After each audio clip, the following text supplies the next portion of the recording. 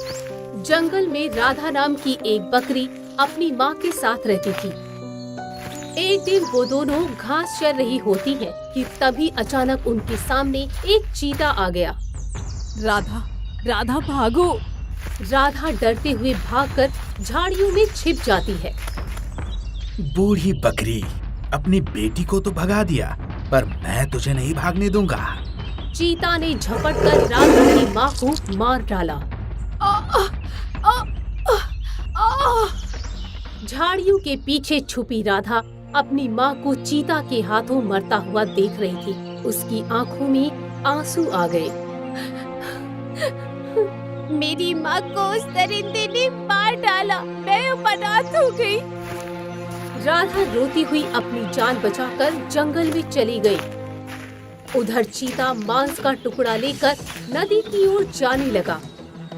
पहले ताजा मांस खाकर भूख मिटाऊंगा, फिर ठंडा पानी पीकर अपनी प्यास बुझाऊंगा।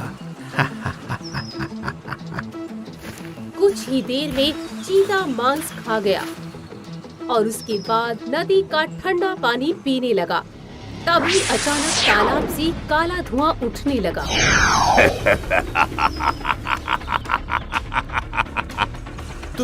तुम कौन हो? मैं तुम्हारी मौत हूँ चीते। परंतु मैंने तुम्हारा क्या बिगाड़ा है? अभी अभी जिस बकरी को मार के तूने खाया है, उसने तेरा क्या बिगाड़ा था? वो बकरी मेरा शिकार थी। समझ ले, आज तू मेरा शिकार है।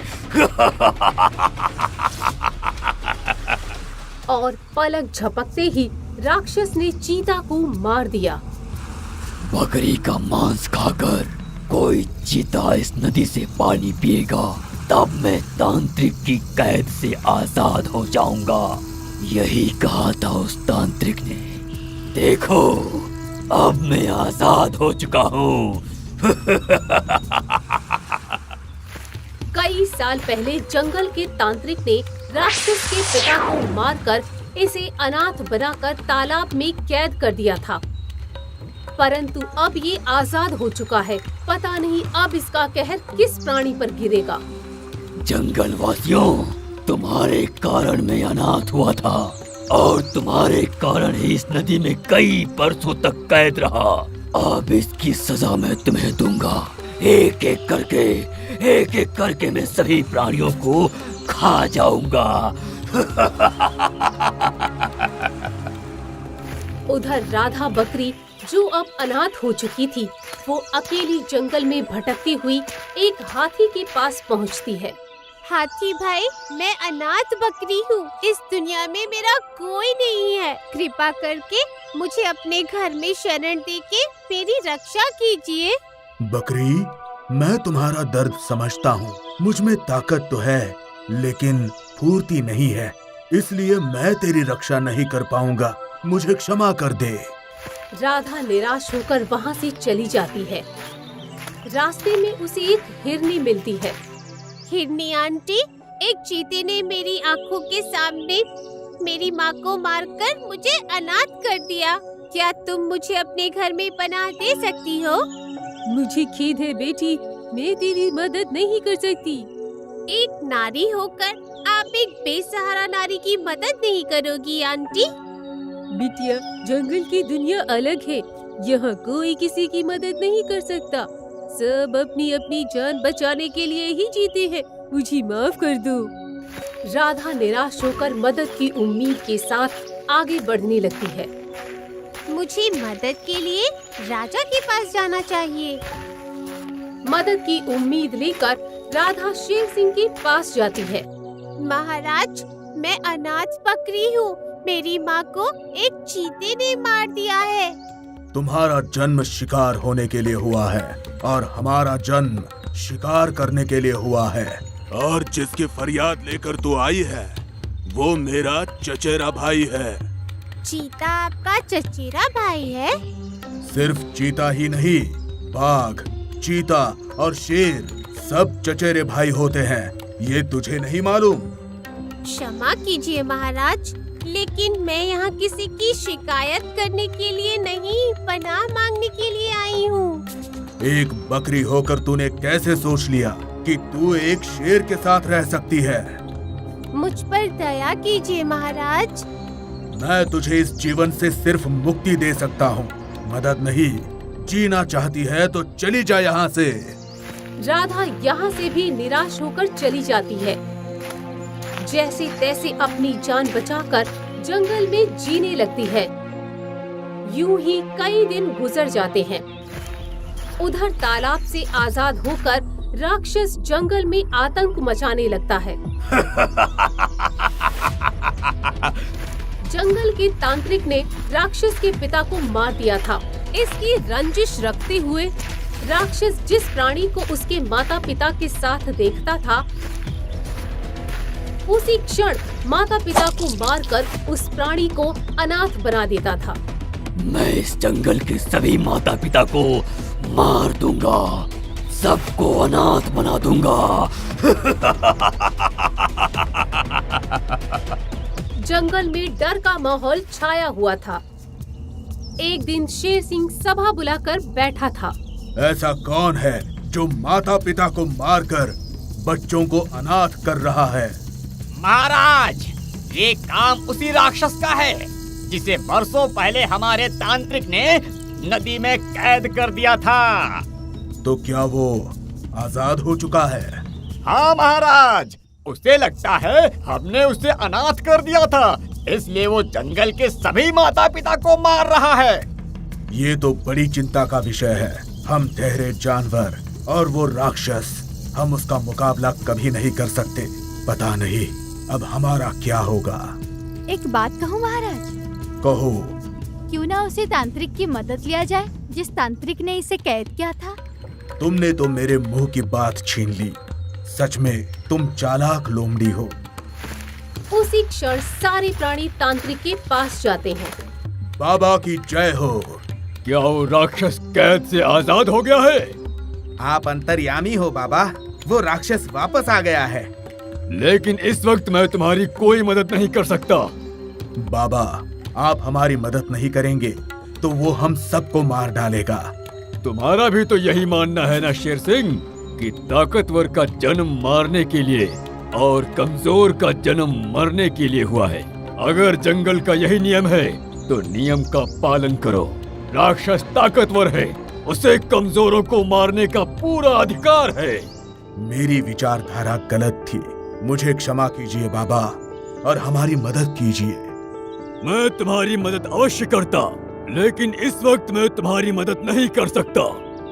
ऐसा क्यों बाबा? हम तांत्रिक लोग की कैद से जो आजाद हो जाता है, हम दोबारा उसका कुछ नहीं बिगाड़ सकते। लेकिन इसका कोई तो उपाय होगा बाबा। इसका एक उपाय है, तुम्हें एक ऐसी अनाथ बकरी खोजनी होगी जिसकी आंखों के सामने उसकी माँ को मार दिया गया हो। ऐसी एक बकरी को मैंने देखा है। अगर वो बकरी अपनी मर्जी से नदी में कूदकर जान देगी तो ही वो राक्षस जलकर राख हो सकता है। लेकिन वो बकरी अपनी मर्जी से खुद की जान देगी? पता नहीं, लेकिन उस अनाथ बकरी का विश्वास और जानवरों के प्रति प्रेम और दया की भावना ही राक्षस को जला सकती है। और अगर उस बकरी ने इनकार किया तो? उस अनाथ बकरी को राजी करना ही होगा। इसके अलावा राक्षस का अंत नहीं हो सकता। ये सुनकर शेर सिंह और उसके साथी अनाथ बकरी की तलाश में निकल पड़ते हैं।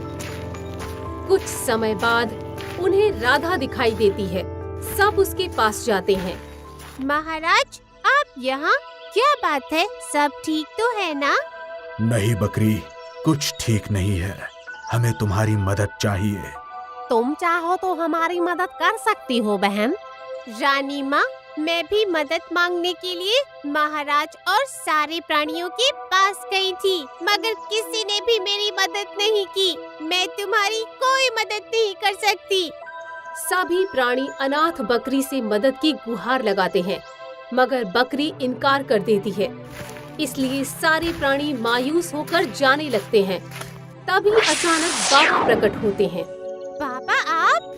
हाँ बेटी, इन्हें मैंने ही तुम्हारे पास भेजा है। क्या आप चाहते हो मैं इनकी मदद करूं?